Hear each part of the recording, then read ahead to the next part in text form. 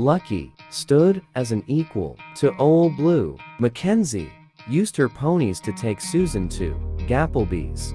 Crimson Angel used her 390 to school Greyhound. And Phoebe outlasted Fireball Brittany, which leads us to an overlooked but important question. Little Blue remains unchallenged. With that in mind, who will enter the arena and challenge Little Blue?